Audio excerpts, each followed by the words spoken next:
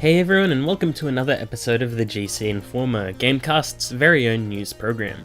I'm your host for today, Mark, also known as Koistorch. Today I'll be covering the recent Activision layoffs and the new Nintendo Direct.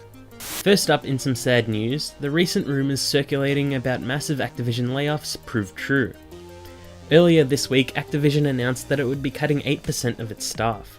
This includes studios under the Activision brand, most notably Blizzard. Hundreds of people were unfortunately let go from Blizzard. The teams affected weren't part of game development, but instead part of publishing and esports. Only time will tell how much impact that will have on Blizzard's esports focus, as Overwatch was generally a huge success. Those affected were promised a comprehensive severance package, continued health benefits, career coaching and job placement assistance, as well as profit-sharing bonuses for the previous year to those who are being laid off at Blizzard. That acts as a bit of a silver lining, as when some developers close their doors or lay off large amounts of staff, it's only a bare minimum of support, if that. Telltale last year is a great example of this, with a sudden and drastic change that left many in a tight spot.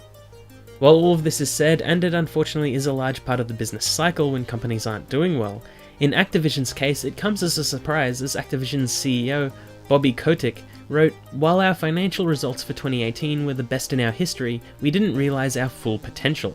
To help us reach our full potential, we have made a number of important leadership changes." This complicates the situation. As if Activision doing better than ever, why the sudden layoffs? Is it to increase the already huge profits? Is it a response to Bungie leaving earlier? Is the company too big for its own good? It's just very awkward and comes off as silly and greedy. Activision have also said they will focus on increasing the amount of developers they have working with them for the coming year, which could mean they were letting go of staff that they didn't think were contributing to development, so that they could make room for new staff that can. Instead of paying even more salaries than necessary, they'll reorganise things so it'll work out roughly the same. So at the end of the day, it's just so awkward and strange. Many are left confused, and fans are calling for Blizzard to act like Bungie and separate from the company. Granted, Blizzard aren't exactly the same people they were several years ago, but they still make a quality product. Personally, I think it's an unfortunate matter of we just need to accept that companies like this make random and strange decisions, and at least be thankful that they are providing some fair amount of support for those that were let go. At least it's not like EA and entire projects get absorbed or cancelled due to a conflict of visions or a disagreement about time of release. At any rate, I hope that all those affected will find employment soon, and let's hope Blizzard can continue developing Diablo 4, because we know that's happening at some point. Lastly today, on the lighter side, we recently had a new Nintendo Direct. This one focused on upcoming Switch titles and updates to existing games. There's a lot to go through, so I may gloss over a few things. I recommend watching the Direct too, or at least skimming through the available trailers. Updates include new DLC for Captain Toad's Treasure Tracker, and a mysterious 3.0 update for Smash Bros. Ultimate, where Nintendo teased a new feature but didn't say what. Along with this, they confirmed that Joker would be arriving in Smash before the end of April, so we'll most likely also get another announcement around then for what the next character after him will be.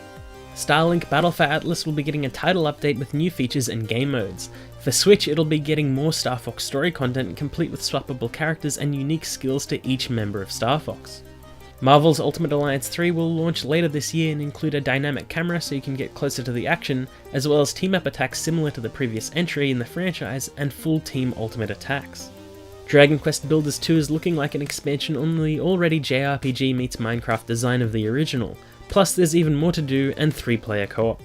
Dragon Quest XI is coming to Switch and will include English and Japanese voiceovers, new quests involving each of your party members, and the previously 3DS exclusive feature of playing the game as a 2D traditional style Dragon Quest entry. A bunch of ports are coming too, like Unraveled 2, Assassin's Creed 3 Remastered, and Hellblade: Senua's Sacrifice. Yoshi's Crafted World is still looking fantastic, and a demo is available now. There will also be a demo for the crazy mecha action game Daemon Cross Machina, which will launch later this year too. Tetris 99 is a battle royale style Tetris game and is available now for all Switch Online subscribers. Chocobo Mystery Dungeon and Final Fantasy VII are coming to Switch in March. Final Fantasy IX is available now. Both numbered Final Fantasies are also available on Xbox One at the same time. A new RPG from the makers of I Am Setsuna and Lost Sphere was announced.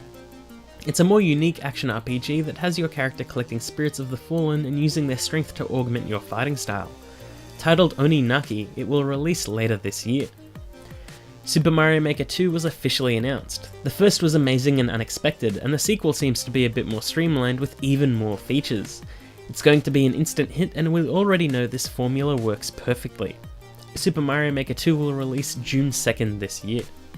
Platinum Games' new IP Astral Chain was revealed, and it looks like another intense character action game that involves coordinating your strikes with a supernatural entity chained to you. These entities look like they could be swapped in and out and come in different shapes and sizes. It looked busy and colourful, and I'm definitely looking forward to it. Astral Chain is scheduled for an August 30 release date, and Platinum have confirmed they are still hard at work on Bayonetta 3. Bloodstained: A Ritual of the Night still looks awesome and is coming this year. We also finally received details regarding Fire Emblem Three Houses. The traditional Fire Emblem formula for combat seems to still be intact, complete with weapon durability. Outside of combat, it's a strange and unique experience in which your created character acts as a teacher and mentor to the young and powerful new generation of leaders from the three warring factions covering the game world. It seemed like you have to take sides and build friendships, as your choices may directly affect the rest of the game. While guiding these young leaders, you can recommend certain paths to take for the development, which seems to be a twist on the traditional class-up system from the mainline Fire Emblems. Basically, if someone is training using one weapon, you can recommend they start training with another type, or learn to use magic, or learn to ride a horse. This in turn will change that unit. While it does look interesting, I'm not sure how it'll play out. But Awakening was a big risk too, and it ended up saving the franchise, so only time will tell. Fire Emblem Three Houses will launch July 26th this year. And lastly, The Legend of Zelda Link's Awakening will be getting a remake. It will preserve the original game's perspective while updating everything else. It basically looked like an incredibly clean 3D interpretation of the old top-down Zeldas. It'll no doubt be good and will release sometime later this year. And that's all the time we have for today. Please don't forget to like and subscribe, and please let us know what you thought of today's topics in the comments below. Until next time, bye!